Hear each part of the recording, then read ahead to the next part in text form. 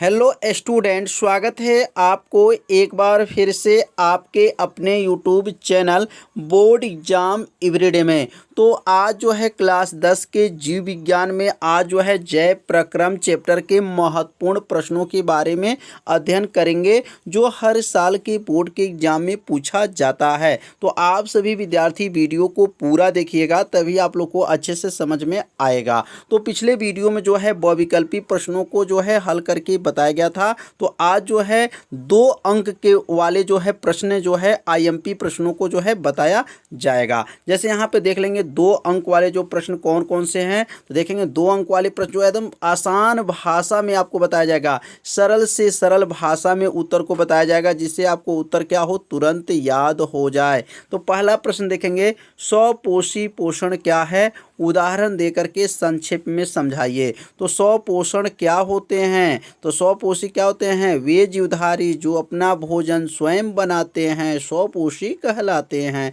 या इसका उत्तर लिख सकते हैं, जो जीवधारी सरल कार्बनिक पदार्थ से कार्बनिक पदार्थों को संश्लेषण स्वयं करते हैं स्वपोषी कहलाते हैं। जैसे हरे पादप, नीले हरे शैवाल, ये सब क्या हैं? स्वपोषी होते हैं। तो क्या है? अकार्बनिक पदार्थों से कार्बनिक पदार्थों का संश्लेषण जो करते हैं वह स्वयं कर लेते हैं, उसी को तो स्वपोषी कहा जाता है। कितना आसान उत्तर है, और ये 2019 के बोर्ड के एग्जाम में पूछा गया है। अब अगला प्रश्न है, पौधों में वातरंधों का उपयोगिता को उल्लेख कीजिए। पौधों में जो वातरंध होते हैं उसका उपयोगिता को उल्लेख करना है, और 2019 के बोर्ड के एग्जाम में यह पूछा गया है। तो इसका उत्तर क्या है? तो अब इसका उत्तर को देख लेंगे। अब यहाँ पे इसका उत्तर है, काष्ठी द्विबीजपत्री पौधों के तने तथा जड़ पर वातरंध पाए जाते हैं। तो जो द्विबीजपत्री पौधे होते हैं उनमें तने तथा जड़ पर जो है वातरंध पाए जाते हैं। इनके द्वारा जो गैस O2 तथा CO2 का क्या होता है? विनिमय। विनिमय मतलब आदान और प्रदान होता है। वातरंधों के द्वारा क्या होते हैं? ऑक्सीजन और कार्बन डाइऑक्साइड गैसों का क्या होता है? आदान प्रदान होता है, और सूक्ष्म मात्रा में वाष्प उत्सर्जन भी होता है। तो समझ में आ गया होगा कि पौधों में वातरंध का क्या उल्लेख था। तो इसे आप सभी विद्यार्थी अगर अपने कॉपी में नोट भी करना चाहते हैं तो आप इसे शॉर्ट स्क्रीन लेते चलिएगा। और ये सब प्रश्न क्या है? बहुत ही क्या है? आईएमपी हैं, जो हर साल के बोर्ड के एग्जाम में यह पूछा जाता है। अब यहाँ प्रश्न है, कौन से त्वची ग्रंथि स्तन ग्रंथि के रूप में प्रतिवर्धित होती है? तो याद रखिएगा, कौन से जो है त्वची ग्रंथि है जो स्तन ग्रंथि के रूप में क्या है परिवर्धित होती है? तो संवेद ग्रंथि जो है क्या है? संवेद जो है, संवेद ग्रंथियां जो होती हैं वह त्वची ग्रंथि स्तन ग्रंथि के रूप में क्या होती हैं?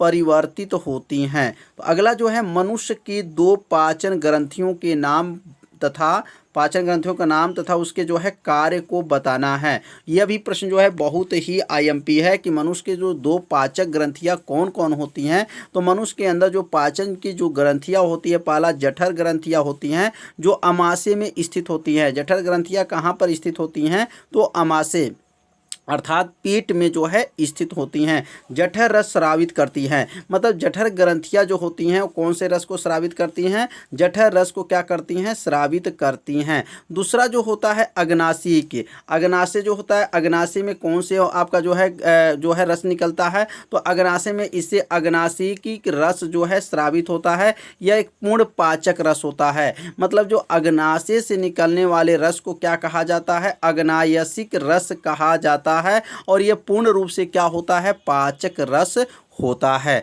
अब अगला प्रश्न है, वयस्क मनुष्य के दंत सूत्र का उल्लेख कीजिए। अब ये वयस्क मनुष्य के अंदर जो दंत सूत्र मतलब दांत का सूत्र होता है इसको उल्लेख करना है। तो यह जो है देख रहे हैं 2/2 और 1/2, 2/2, 3/3 का मतलब क्या होता है? जो वयस्क मनुष्य होते हैं उनके जो दांत टोटल कितने होते हैं? 32 होते हैं।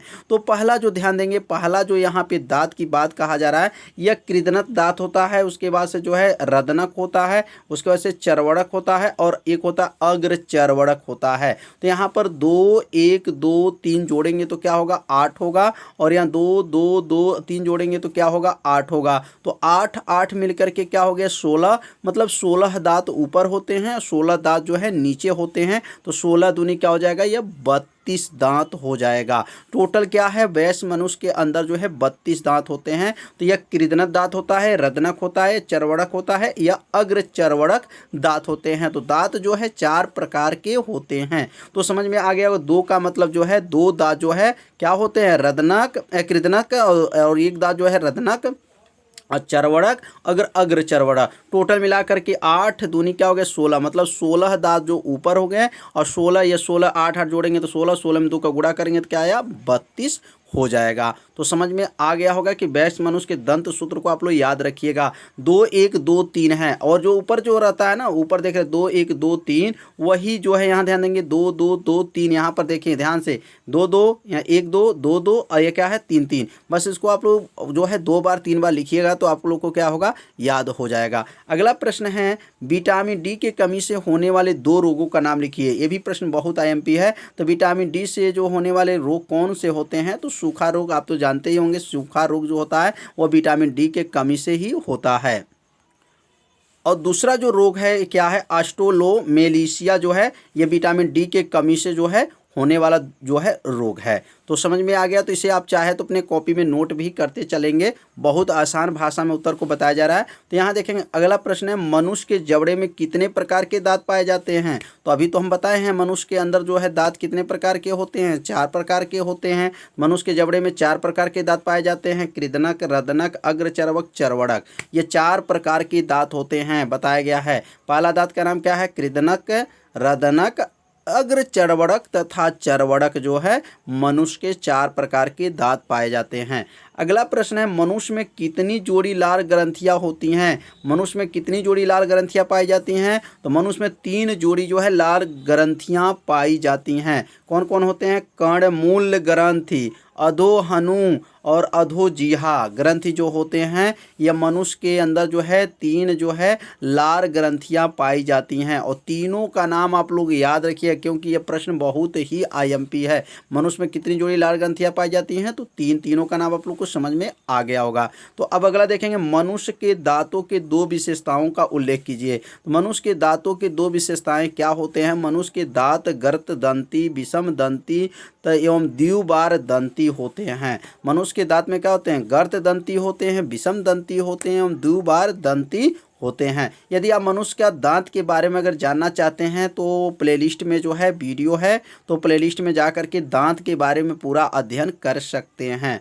अगला प्रश्न है, 10वां प्रश्न है, मनुष्य के शरीर में सबसे बड़ी ग्रंथि का नाम लिखिए, उसका कार्य का वर्णन कीजिए। यह प्रश्न तो कई सालों के बोर्ड में एग्जाम में आता है कि मानव शरीर के सबसे बड़ी ग्रंथि कौन सा है। तो याद रखिएगा लीवर होता है, उसको यकृत कहा जाता है और ये पीत रस क्या करता है, स्रावित करता है। तो समझ में आ गया होगा। आज के इस वीडियो में लघुत्तरीय प्रश्न जो है 10 बताया गया है और ये लघुत्तरीय प्रश्न जो है बहुत ही आईएमपी है और ये 10 लघुत्तरीय प्रश्नों को आप लोग याद रखिएगा। कल जो है प्रश्न नंबर 11 से लेकर के आगे के और भी लघुत्तरीय प्रश्नों को बताया जाएगा। और आप सभी विद्यार्थी जरूर कमेंट कीजिएगा क्या ये प्रश्न आपको अच्छे लगे हैं कि नहीं लगे हैं। तो आने वाले वीडियो में जो अच्छे से अच्छे प्रश्नों को आपको बताया जाएगा और अच्छे जो है प्रश्नों को सरल उत्तर बताया जाएगा, जिससे आपको तुरंत उत्तर क्या हो, याद हो जाए। तो आज का वीडियो कैसा था सभी विद्यार्थी कमेंट कर दीजिएगा और वीडियो को जो है ज़्यादा से ज़्यादा सभी दोस्तों के पास शेयर जरूर कर दीजिएगा। तो आज का वीडियो इतना ही रहेगा, मिलते हैं अब अगले भाग में, तब तक के लिए सभी विद्यार्थियों को नमस्कार।